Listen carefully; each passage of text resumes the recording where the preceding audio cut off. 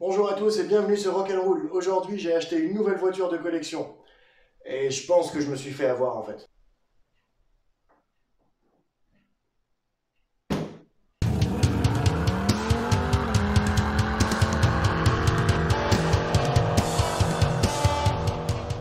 Eh ouais, bien vu, c'est la 4L.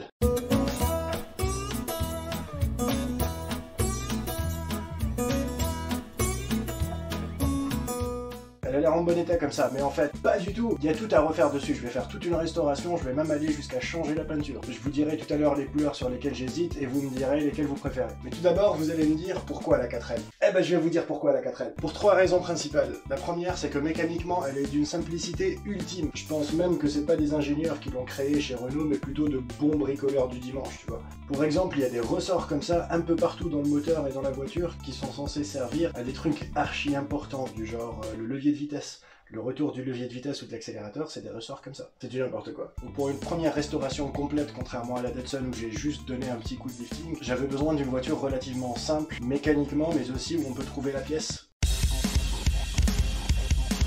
Mais pour ceux qui veulent débuter dans la restauration, faites ça chez vous, ou pas.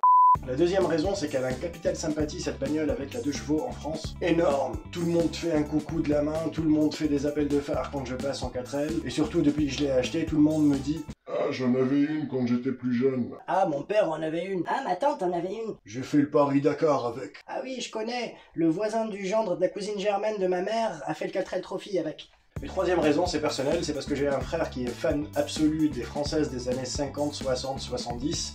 Donc c'est un peu un petit clin d'œil pour lui et pour lui faire plaisir. Bisous frérot. Si vous êtes en train de regarder cette vidéo, c'est que la 4L vous intéresse, ou alors c'est que vous me connaissez personnellement et que vous me regardez pour faire des vues, donc merci les gars. Je vais vous montrer ce que j'ai à faire dessus et je vais vous énumérer les points de restauration à faire. Mais avant ça, une petite parenthèse historique à la sauce rock'n'roll.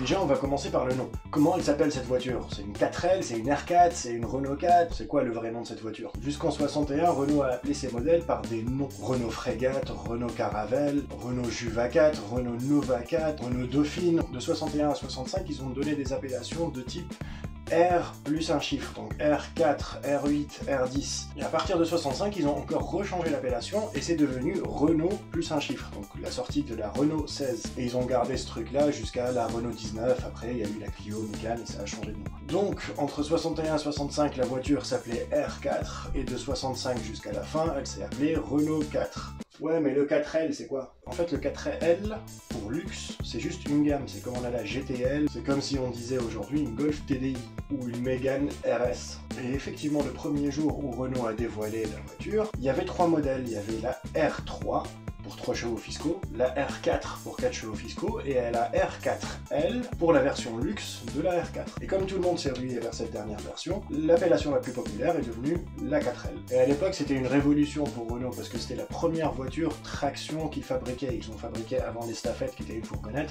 mais concrètement, toutes les voitures que la marque a créées auparavant, c'était des tractions arrière. Pour comprendre son histoire, il faut revenir à la fin des années 50. On est en plein milieu des 30 glorieuses, c'est l'exode rural. Rassurez-moi, vous savez ce que c'est que l'exode rural? L'exode rural, c'est le déménagement des familles de la campagne vers les villes, principalement à cause du travail, des loisirs et des commodités de la ville. Les femmes commencent à travailler de plus en plus, il y a un deuxième salaire à la maison, sauf qu'en face, il n'y a rien pour répondre à cette demande. Dans les années 50, il y avait principalement des utilitaires dédiés aux professionnels et des voitures, généralement berlines, assez lourdes, assez grosses, assez difficiles à garer, etc. Mais il n'y avait aucune voiture sur le segment de la petite citadine qui pourrait être conduite par une femme. Pendant ce temps chez Renault, qui s'appelait à l'époque la Régie Renault, il y avait un mec qui s'appelle Pierre Dreyfus. Bonjour, je m'appelle Pierre Dreyfus. Et il a demandé à ses équipes de lui créer une voiture Blue Jean, Je vous demande de me créer une voiture Blue Jean. qui pourrait très bien servir pour aller sur les chantiers, pour aller au travail, mais aussi pour emmener sa famille en vacances, pour sortir les week-ends, etc. Et donc les ingénieurs de chez Renault, plutôt les bricoleurs de chez Renault, sortent la R4, qui contrairement à ce qu'on croit, n'a pas été conçue pour concurrencer la 2 chevaux, pas totalement. Il y a eu la R3 qui était conçue pour concurrencer la 2 chevaux. Mais il faut rappeler que le cahier des charges de la 2 chevaux n'était pas d'aller en ville. Le cahier des charges de la 2 chevaux, c'était de pouvoir traverser un champ avec des paniers d'œufs sans qu'ils se cassent.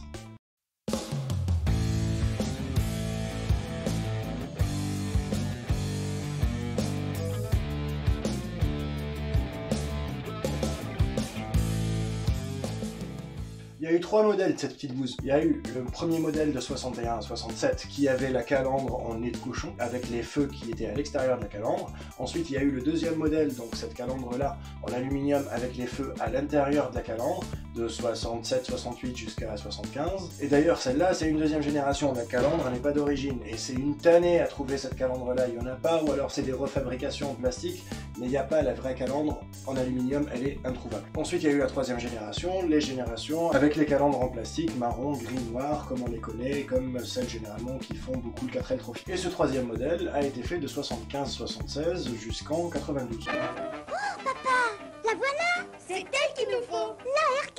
La R4! C'est vrai, elle est idéale. Robuste, économique, 4 places. Pratique, facile à conduire. Oh, et puis les fauteuils sont confortables. Elle a des reprises sensationnelles. Et 4 roues indépendantes.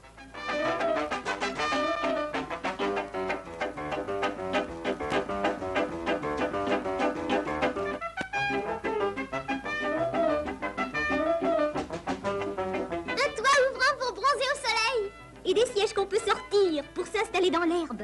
Sans souci, passe-partout, et de la place pour tout. Bien chauffé.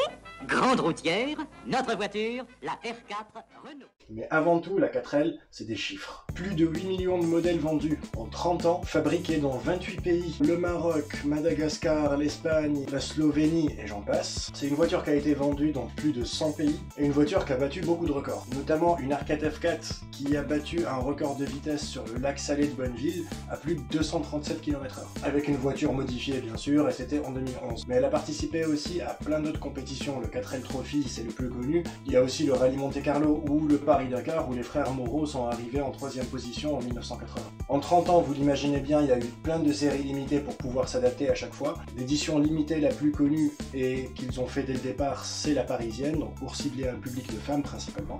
D'ailleurs, la chanteuse Sheila, pour les plus vieux, était l'ambassadrice de ce modèle-là et elle en avait une. Ensuite, il y a eu de tout. Il y a eu la Safari, il y a eu la Clan, il y a eu la Jogging, que je trouve horrible.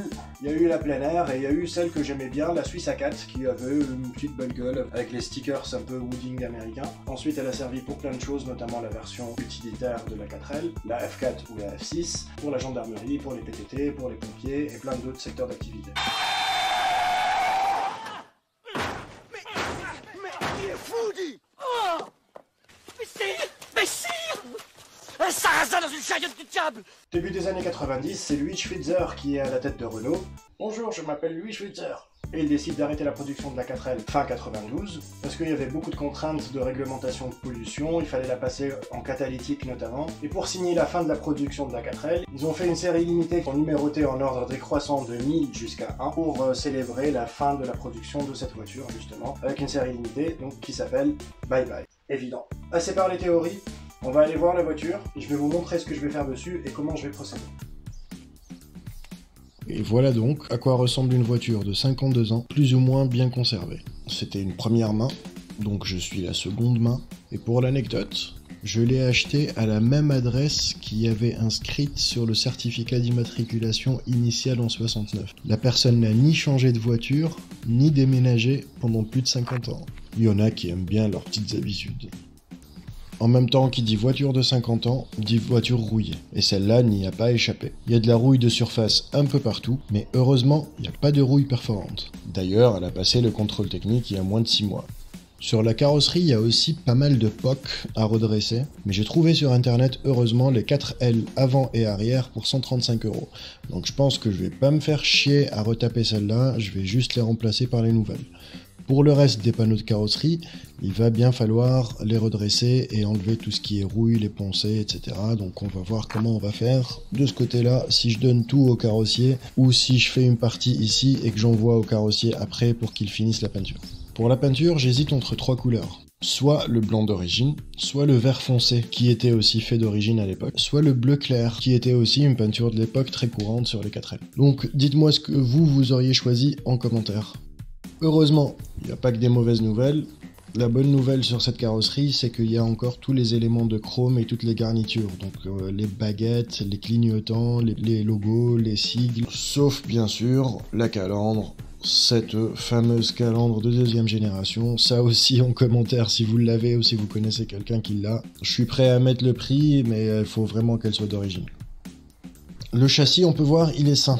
Il y a pareil un peu de rouille de surface, mais rien de méchant. Donc je vais lui donner un coup de jeune quand je vais enlever la caisse du châssis.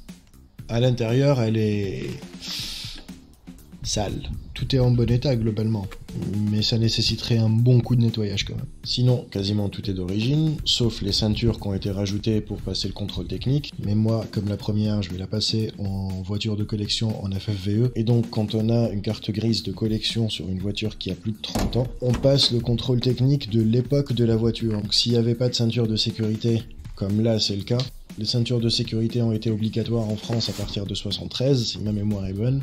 Celle-là, elle est de 69, donc à l'époque, c'était pas obligatoire. Donc là, pour la restauration, je vais les enlever et je vais la faire passer au contrôle technique avec la carte grise de collection et il passera en favorable quand même. Je dois aussi changer la banquette avant, qui n'était pas une banquette. À la base, c'est 2 sièges, 2 gros sièges avec pas d'espace entre les deux. Mais le proprio les a juste remplacés par une banquette et d'ailleurs, elle est pourrie, donc je vais la virer. La banquette arrière est en bon état. Et ensuite, on a cette superbe planche de bord. Les commandes électriques, il n'y en a pas. On a le strict minimum, un volant en bakélite transparent, un bouton pour activer les essuie-glaces,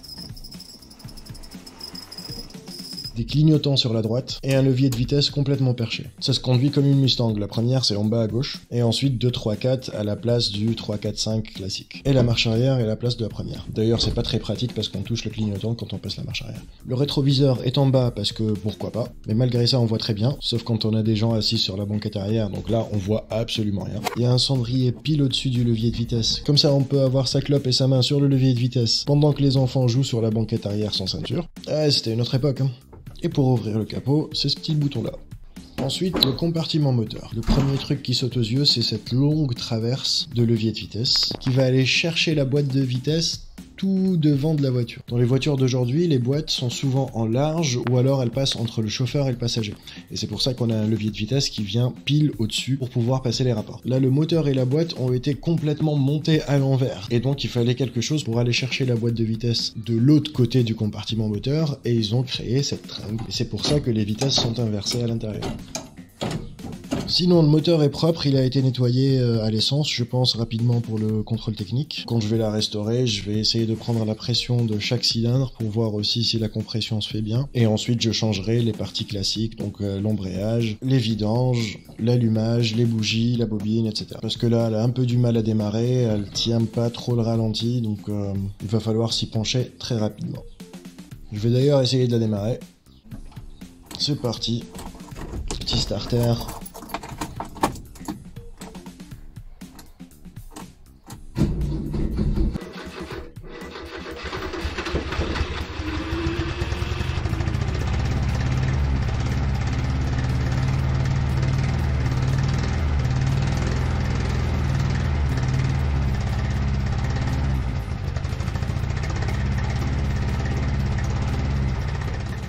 Donc pour résumer les étapes de restauration, je vais totalement la démonter intérieur-extérieur. Je vais ensuite enlever la coque du châssis. Je vais traiter la coque, l'envoyer au carrossier pour la peinture. Pendant ce temps-là, je donne un petit coup de jeune au châssis et je sors le moteur et la boîte et je refais tout dessus. Je pense que c'est un projet qui va prendre 5 à 6 mois à hauteur de 2-3 jours par semaine. Et je ferai des vidéos tuto avec les étapes de la restauration avec un format un peu plus fun que d'habitude.